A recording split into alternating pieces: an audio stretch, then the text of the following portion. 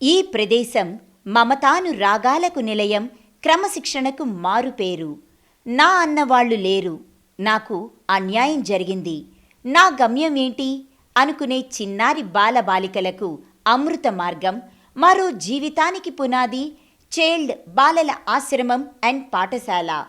దీని రథసారథి డాడీ.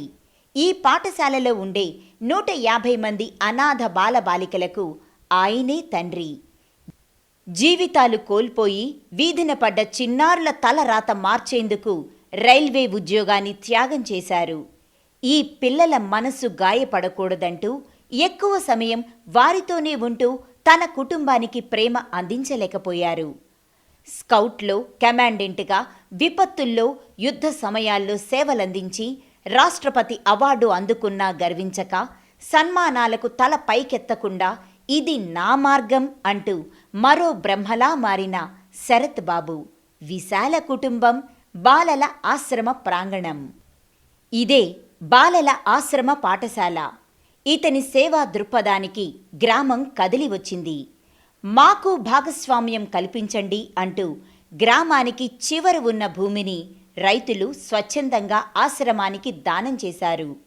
రోజువారీ కూరగాయలు, పండ్లు, పూలు ఈ ప్రాంగణంలోనే సాగు చేస్తారు. 1 నుండి 10 వరకు పాఠశాల తరగతులు. సామాన్యుడి నుండి కలెక్టర్ల వరకు సహకారం అందించారు. బాలికల హాస్టల్, బాలుర హాస్టల్, విశాలమైన మైదానం. అత్యున్నత విద్యా పండితులతో శిక్షశ్రీ వారి జీవితాలకు కొత్త ఆశయాలను తీసుకువస్తాయి. ఉదయం ఖర్జూరం, వేరుశనగ పప్పు టిఫిన్, మధ్యాహ్నం భోజనం, సాయంత్రం స్నాక్స్, రాత్రి భోజనం. ప్రతి పండుగకు కొత్త బట్టలు. అన్ని పండుగలకు హరివిల్లు ఈ ఆశ్రమ ప్రాంగణం. అక్కడి చిన్నారులు విషాద గాథలు కానీ, వారి అనాథత్వాన్ని కానీ డాడీ ఒప్పుకోడు. శరత్ బాబు పాత బట్టలు, తగ్గు రకం బియ్యం దాతలు ఇస్తే కాదనకుండా తీసుకున్నా నా బిడ్డలకు పెట్టను, వారు నా బిడ్డలు. ఇది కదా తండ్రి మనసు. 16 బ్యాచ్లు బయటికి వెళ్ళాయి. గజదొంగలు, డ్రగ్స్, మత్తుకు బానిసలుగా వచ్చిన వారు సైతం మట్టిలో మాణిక్యాలుగా మారారు. సైంటిస్టులుగా, సిఐలుగా, ఇంజనీర్లుగా, ఉపాధ్యాయులుగా, డ్రైవర్లుగా, ఇలా అన్ని రంగాల్లో డాడీ బిడ్డలు ఉన్నారు. ఆయన జీవితానికి ఇంకేం కావాలి? డాడీ అన్న పిలుపుకు రాష్ట్రపతి అవార్డులు, పురస్కారాలు, సత్కారాలు దిగదుడిపే అంటున్నారు శరత్ బాబు. మీరు కూడా ఒక్కసారి ఈ బాలల ఆశ్రమం పాఠశాలను సందర్శించండి. అక్కడున్న మన బిడ్డల్ని పలకరించి ప్రేమానురాగాలను అందించండి. చేతనైతే ఆశ్రమానికి సహాయం చేయండి. బాలల ఆశ్రమం అండ్ పాఠశాల నెల్లూరు నుండి 23 కిలోమీటర్ల దూరంలో ఉంది. నెల్లూరు నుండి కావలి జాతీయ రహదారి వైపున నార్త్ రాజుపాళ్యం వస్తుంది. అక్కడి నుండి కుడివైపుగా కొడవలూరు మీదుగా పద్మనాభ సత్రం, తలమంచి గ్రామాల మీదుగా నార్త్ ఆములూరు పంచాయతీలోని గొల్లపాలెం గ్రామంలో పచ్చని వాతావరణంలో ఆశ్రమం ఉంది.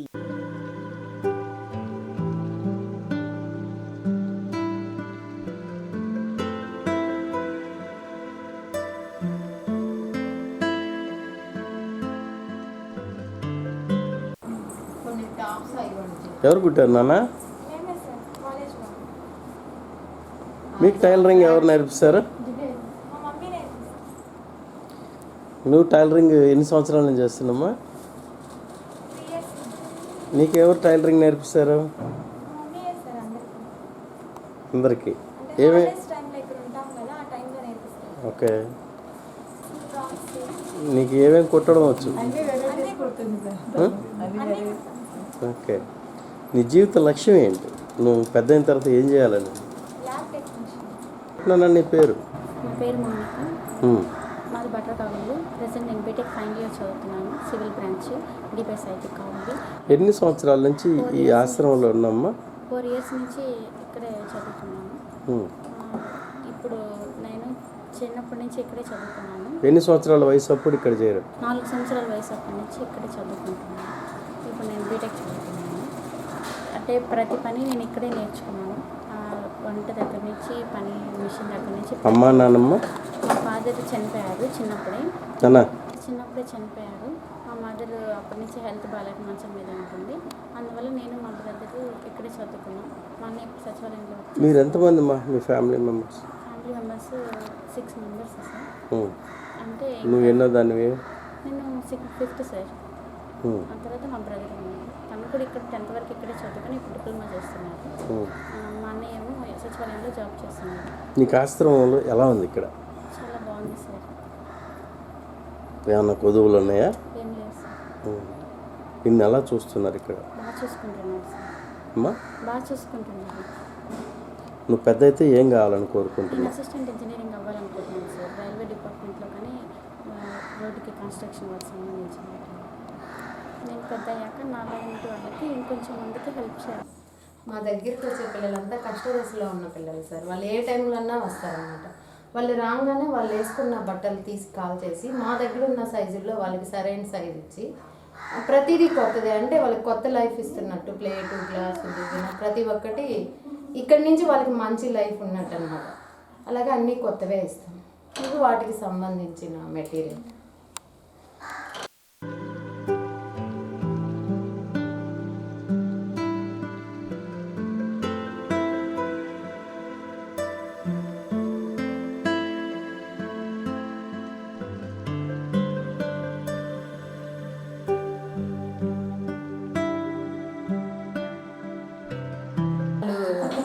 ఆచరించవచ్చు.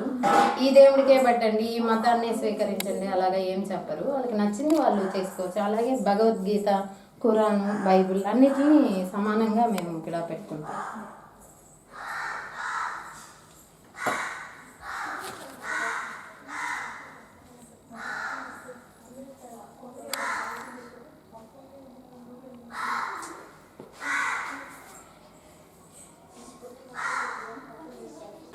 ఇక్కడ పిల్లలంతా గ్రూపుల వైజ్గా ఉంటారు. ఈచ్ గ్రూప్ 6 or 7 మెంబర్స్ ఉంటారు సార్. ప్రతి ఒక్క పని వాళ్ళే చేసుకుంటారనమాట. అంటే ఇంట్లో ఎలా ఉంటారో అలాగా ప్రతి పని వాళ్ళే చేసుకుంటారు. ఇక్కడి నుంచి బయటికి వెళ్ళినా కానీ వాళ్ళు ఎలాగన్నా బతికేటట్టు ప్రతి పని నేర్పిస్తాము. వంట కూడా పిల్లలే చేస్తారు. అంటే వంట వాళ్ళు ఉంటారు, పిల్లలు సపోర్ట్గా ఉంటాయి. ఈ రూమ్ కూడా పిల్లలే మెయింటైన్ చేస్తారు సార్. ఏం కావాలన్నా సార్ మాకు తెచ్చిస్తారు. దాన్ని పిల్లలు ఎలా వాడుకోవాలి, ఏ రోజు ఏ కూర వండుకోవాలి వాళ్ళే డిసైడ్ చేసుకుంటారు ఇక్కడ ఉన్న వస్తువులను బట్టి. వాళ్ళకి అంటే వాళ్ళు ఆలోచిస్తారు సార్, ఏది పాడైపోతుందా, ఏది ముందించుకుంటే బాగుంటుందని ఆలోచిస్తారని సార్ వాళ్ళకే ఇచ్చేస్తారనమాట. ఏ రోజు మెనూ ఆ రోజు అలా రాస్తారు సార్ బోర్డు మీద. అన్ని రకాల ఊరగాయలు కూడా సీజన్ బట్టి ఊరగాయలు కూడా పెడతాం.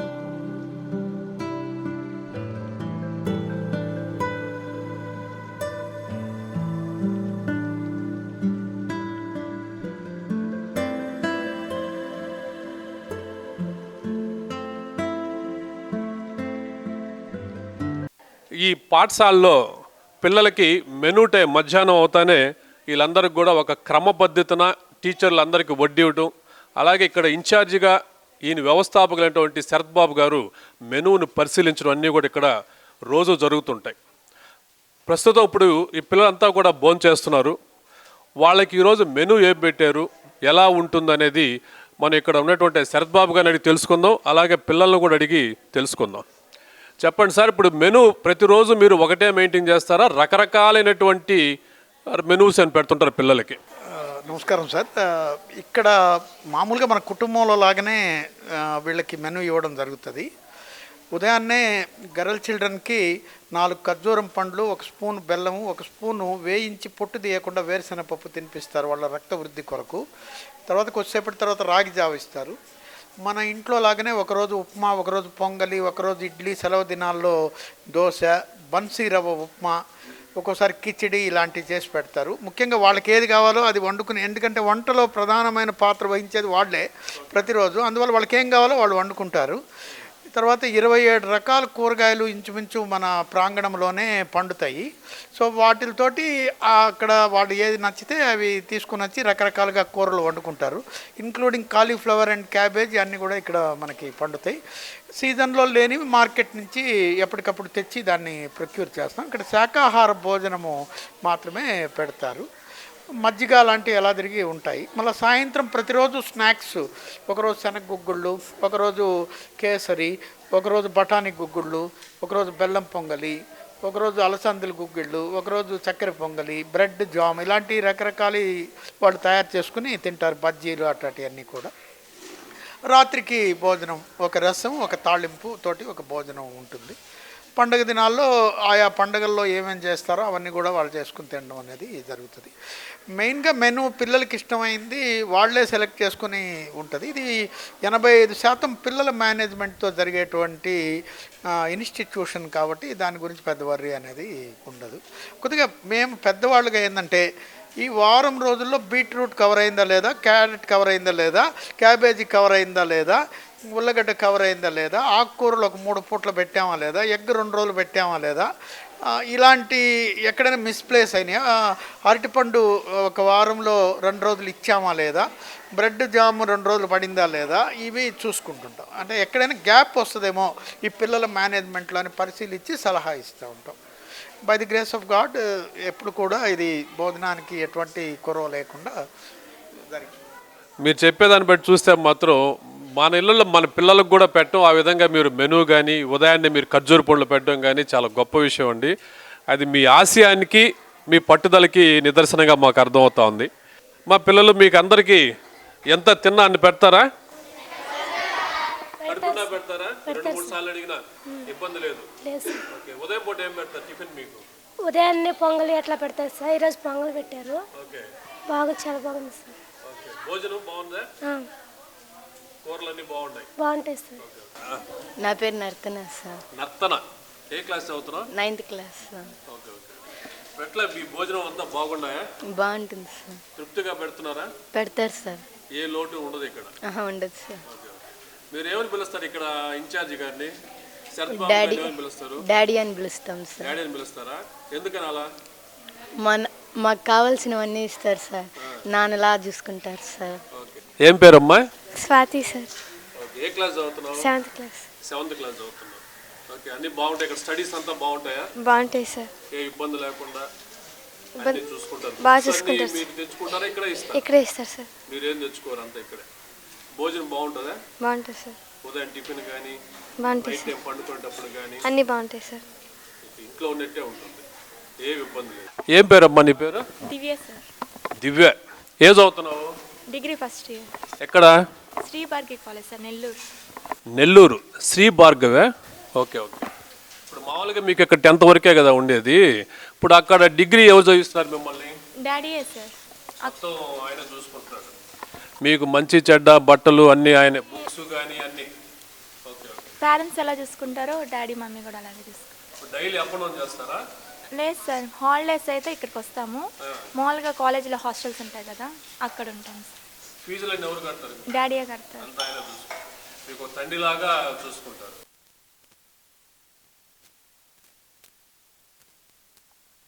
బాబు ఏం పేరమ్మా నీ పేరు? నా పేరు వెంకటేష్ సార్. ఏ క్లాస్ నువ్వు? 7th class sir. మీరు ఎట్లా ఇక్కడ భోజనాలు అన్నీ మీకు బాగుంటాయా? బాగుంటాయి సార్. ఏర్పాట్లు అన్నీ బాగుంటాయి? అన్నీ బాగుంటాయి సార్. బట్టలు భోజనాలు అన్నీ ఇక్కడే ఇస్తారు? ఇక్కడే ఇస్తారు సార్ అన్నీ. బుక్స్ కానీ అన్నీ ఇక్కడే సార్ అన్నీ. మీకు ఎటువంటి ఇబ్బందులు లేకుండా చూసుకుంటారా? ఓకే సార్, అన్నీ బాగా చూసుకుంటారు. మీకు ఎప్పుడు హెల్త్ కనిపించదు ఇక్కడ? ఏం లేదు సార్. పేరెంట్స్ లేరు అని బాధ ఎప్పుడు? అది ఉండదు సార్. వీళ్ళే తల్లిదండ్రులా చూసుకుంటారు. డాడీ ఎప్పుడు వస్తే ఇక్కడే ఉంటాడు సార్, కాబట్టి అది లోటు ఉంటుంది సార్. మీరు తినాలా వేరే అన్నప్పుడు డాడీ తెచ్చిస్తుంటాడా మీకు? ఇక్కడ ఉంటాయి సార్ మా దగ్గర స్నాక్స్ కానీ సాయంత్రం అన్నీ పెడతారు సార్. మా చూసుకుంటారు సార్. తీసుకెళ్తారు సార్. బాగుంది సార్.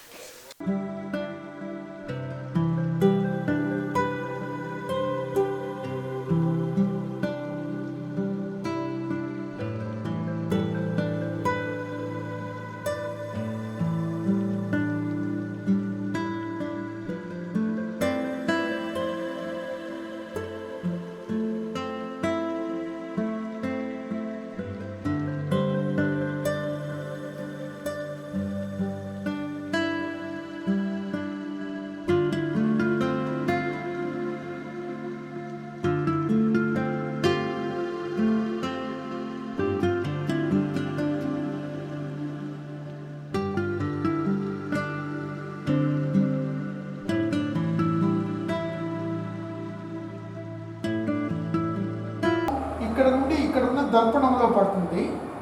ఇది ఇలా ఏటవాలుగా పెట్టి ఉంటారు. దీని నుంచి గ్రహించినటువంటి దర్పణము ఇక్కడ ఆ దృశ్యంలో పడుతుంది. అది మళ్ళీ ఇక్కడ ఏటవాలుగా ఉండడం వల్ల ఇక్కడ ఒక దర్పణం ఏటవాలుగా ఉండి దాని మీద పడుతుంది. అప్పుడు ఈ కింద ఉండేటువంటి అద్దంలో నుంచి ఆ దృశ్యం మనకి కనపడుతుంది.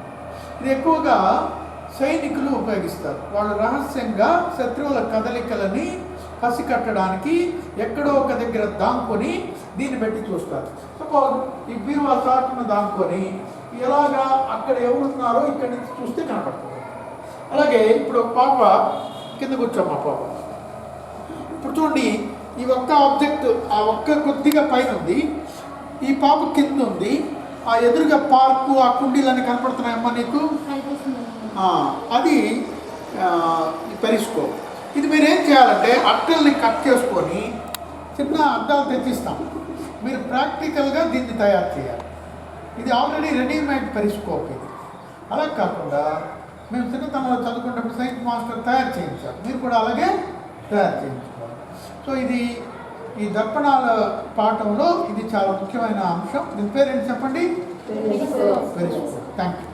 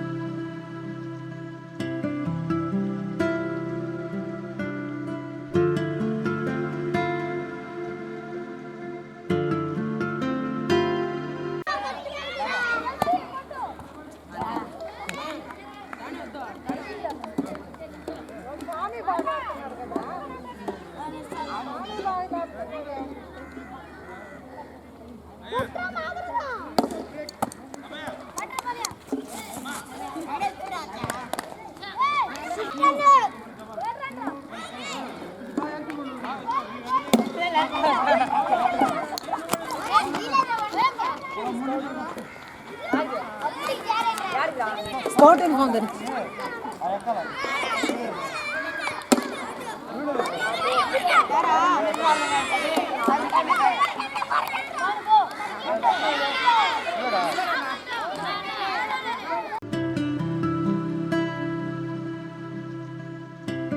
ఈ వీడియో మీకు నచ్చినట్లయితే please subscribe, share and like ఇవ్వండి. Star 9 Live.